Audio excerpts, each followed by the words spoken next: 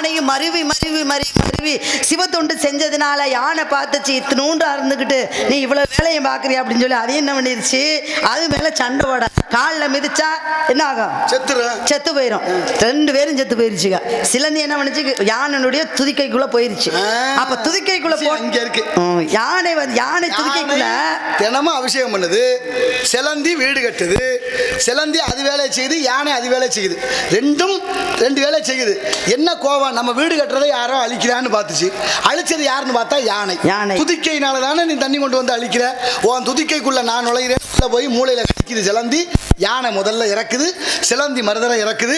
2க்கும் மோட்சத்தை கொடுக்குது. 2 பேருக்கும் பிறப்பை கொடுத்து மறு ஜென்மா எடுக்க வைக்குது. 2 பேரும் தாயும் பிள்ளையுமாக பிறக்கிறாங்க. என் மகன் செங்கன் சோழன் அப்படின்னு சொல்லி அழகான ஒரு கமலாவதி என்ற தாயாகவும் அவளுக்கு பிள்ளையாக செங்கல் சோழனாகவும் அவன் பிறந்து கட்டிய கோவில் தான் சோழ நாட்டில் 72 கோயில்.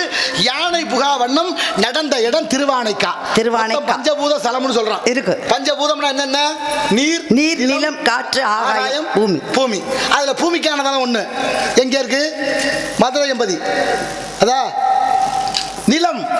அதுக்கு ஒரு தலம். நீர்த்தலம் தான் நீ சொன்ன திருவானைக்கா. ஆகாயம் சிதம்பரம். காற்றுக்கு காளகஸ்தி.